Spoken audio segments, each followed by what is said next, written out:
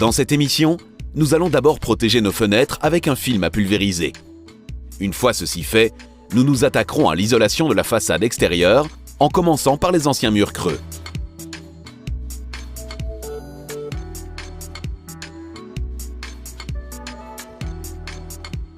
Maintenant que les fenêtres sont en place, plus rien ne nous empêche de procéder à la finition de l'extérieur de la maison. Mais nous voulons éviter que notre vitrage soit abîmé pendant les travaux. Nous décidons donc de le doter d'abord d'une couche de protection.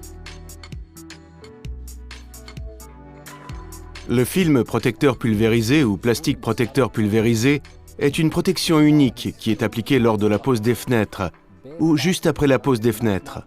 Et cela reste en fait jusqu'à la livraison du projet, jusqu'à la fin des travaux.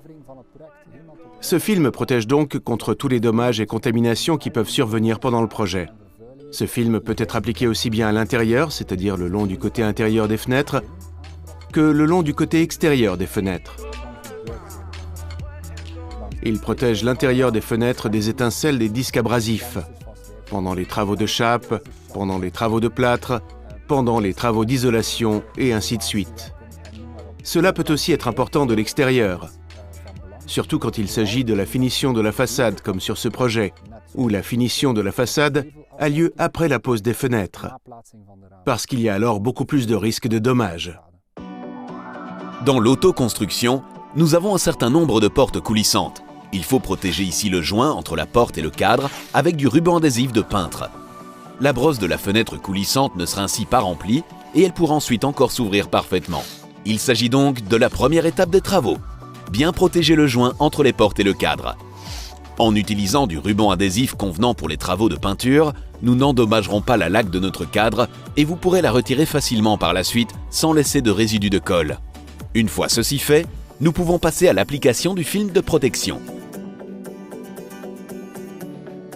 Nous optons ici pour une version à pulvériser car ce film est plus robuste et plus durable qu'un film lâche.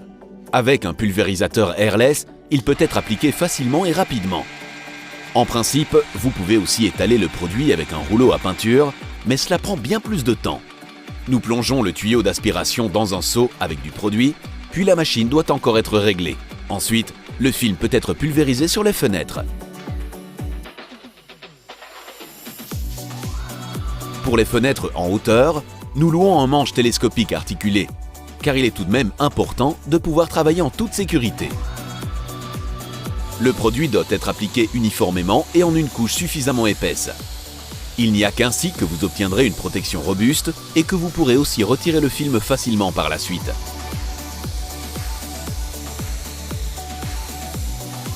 Avec un pulvérisateur réglé correctement, il est aussi bien plus simple d'obtenir une couverture uniforme et aussi dense partout qu'avec une brosse. Pulvérisez le produit en quelques couches. Le film sera ainsi à coup sûr suffisamment robuste.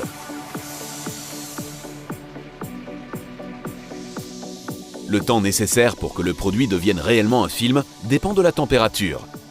Plus il fait chaud, plus le produit séchera vite. Mais vous pouvez compter sur un maximum de 12 heures. Veillez aussi à ce qu'il ne pleuve pas lors de la pose, afin que le mélange ne coule pas avant d'être sec. Nous pouvons également l'appliquer par-dessus les cadres de portes et de fenêtres.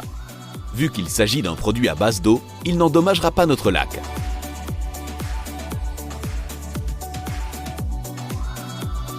Une fois la surface entière dotée de cette membrane pulvérisée, le ruban adhésif doit être retiré immédiatement afin qu'il ne sèche pas dedans. Un petit bord n'est ainsi pas protégé, mais la fenêtre coulissante peut encore s'ouvrir.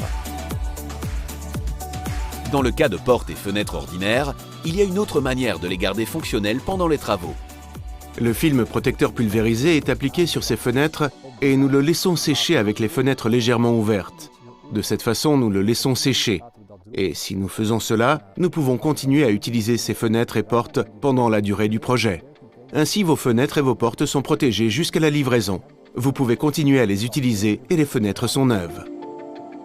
En ouvrant un peu la fenêtre ou la porte pendant le séchage, vous pourrez donc ainsi interrompre le film au niveau du joint sans devoir utiliser de ruban adhésif. N'oubliez pas de remplir régulièrement le pot de pâte. Vous pourrez ainsi travailler de manière constante et vous aurez fini en un rien de temps. En soi, la pulvérisation d'une telle membrane est très rapide, surtout si vous confiez comme nous cette tâche à une entreprise spécialisée.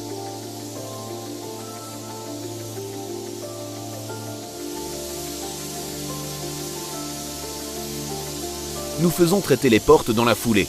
Elles seront ainsi aussi protégées. Lorsque nos travaux de construction seront terminés, que ce soit dans 1 ou 3 ans, nous pourrons retirer le film facilement. La feuille de plastique pourra être retirée simplement d'un seul mouvement. Une fois cette opération bouclée, nous sommes parfaitement prêts pour la finition de notre coque extérieure.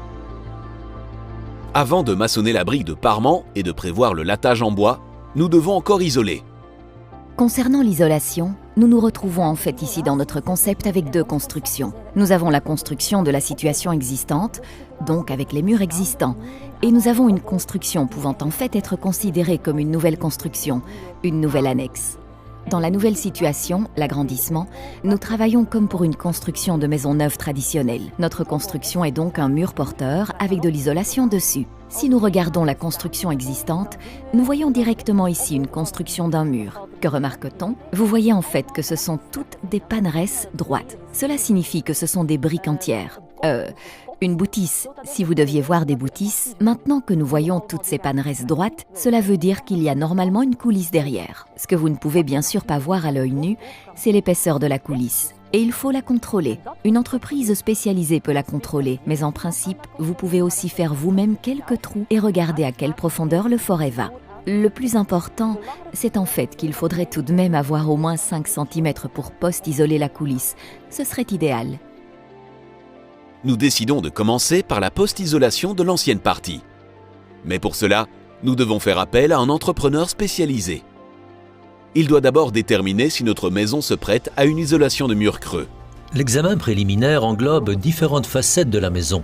Nous allons donc premièrement regarder les façades, s'il y a des dommages éventuels. Deuxièmement, nous regardons aussi les façades si elles respirent, donc si elles sont perméables à la vapeur. Et troisièmement, nous regardons également la situation au niveau de l'eau, s'il y a un problème d'humidité. Et cela englobe les gouttières et le dessous de la maison, voir si la barrière anti-humidité est en bon état.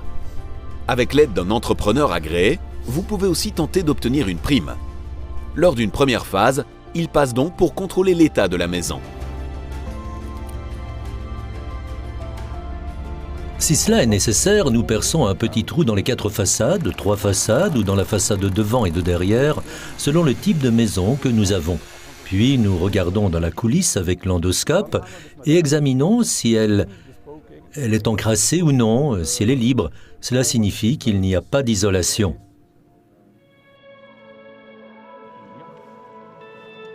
Pour avoir droit à la prime, la coulisse doit faire 5 cm ou plus. Elle doit être vide. Il ne peut donc pas y avoir d'isolation. Et il doit s'agir de 2 murs massifs. Il ne peut donc pas s'agir d'une construction à ossature bois, mais bien de murs massifs.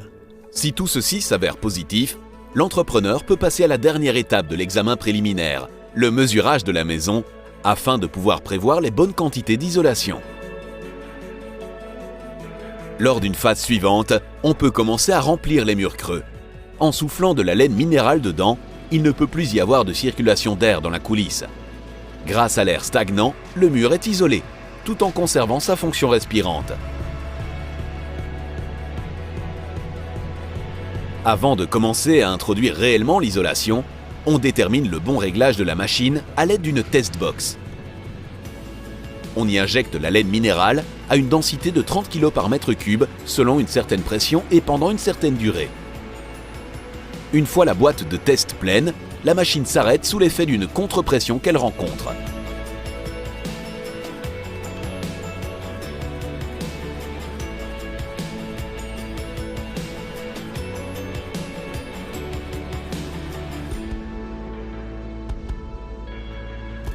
En pesant ensuite la boîte, l'exécutant sait si la machine est bien réglée. La densité de l'isolation ne doit en effet pas être trop forte, mais pas non plus trop faible. Ce processus est répété un certain nombre de fois pendant la post-isolation en guise de contrôle. La laine minérale utilisée est hydrofuge, non capillaire et complètement perméable à la vapeur. Cela est toujours testé au préalable en guise d'inspection du matériau utilisé. Si les flocons continuent de flotter, Tout est correct et l'isolation n'absorbe pas l'humidité. Une fois les bons paramètres définis, on peut s'attaquer à la post-isolation.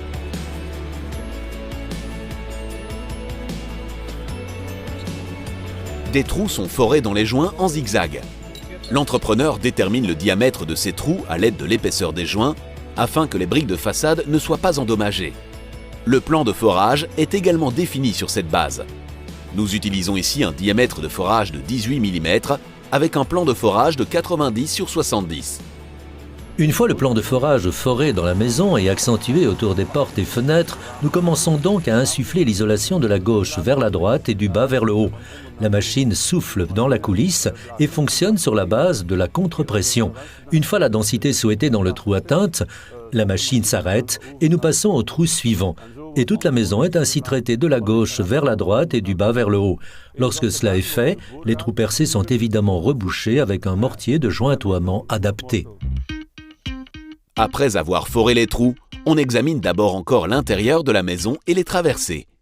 Là où il y a des trous potentiels, par lesquels les flocons pourraient s'échapper, une brosse à mur creux est enfoncée. Il s'agit d'un fil de fer autour duquel sont entremêlées des fibres synthétiques. S'il y a des caissons à volet roulant, ils seront également contrôlés et étanchés par l'intérieur ou l'extérieur avec des brosses. Cela suffit pour arrêter les fuites. On peut alors commencer à insuffler l'isolation. Nous pouvons contrôler la pression pendant l'insufflation à l'aide du nanomètre sur la machine. Nous pouvons ainsi la maintenir correctement. La balle comprimée de fibres de laine de verre est d'abord démantelée dans la machine. Ensuite, les flocons peuvent être pulvérisés avec de l'air dans les cavités via le tuyau et la tête d'insufflation.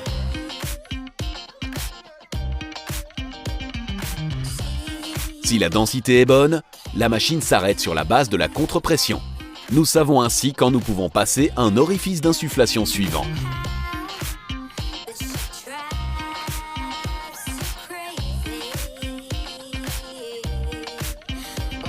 En suivant le jeu de trous forés de la gauche vers la droite et du bas vers le haut, le mur est complètement rempli. La coulisse est aussi régulièrement remesurée. La bonne épaisseur peut ainsi être notée en détail pour l'ensemble du mur. Un tel schéma est en effet nécessaire pour pouvoir obtenir une attestation. Pendant l'insufflation, les petits trous sont ainsi directement rebouchés avec un mortier de jointoiement adapté. Celui-ci est coordonné à la couleur des joints. On retrouve donc par la suite une façade intacte. Une fois tous les murs post-isolés systématiquement, on procède au nettoyage à l'extérieur comme à l'intérieur. Il est après tout toujours possible que quelques flocons se soient glissés à l'intérieur de la maison. Mais ils sont ramassés facilement avec l'aspirateur, vu que la laine ne colle pas. Après l'isolation, l'entrepreneur envoie encore une fiche de chantier détaillée à la BCCA, l'instance compétente pour l'obtention des attestations. Si tout a été exécuté selon les règles, vous recevez une déclaration de conformité. Cette attestation est nécessaire pour être jointe à votre demande de prime et obtenir ainsi une intervention financière du gestionnaire de réseau. Une fois la maison isolée, le client remarque clairement la différence au niveau du confort de vie. Il est possible que la température dans la maison augmente bien de 2 à 3 degrés sur toute la coque. Vous avez donc un confort de vie accru, ce qui contribue bien sûr à la préservation de l'environnement, à l'émission de moins de CO2. C'est le but de l'isolation.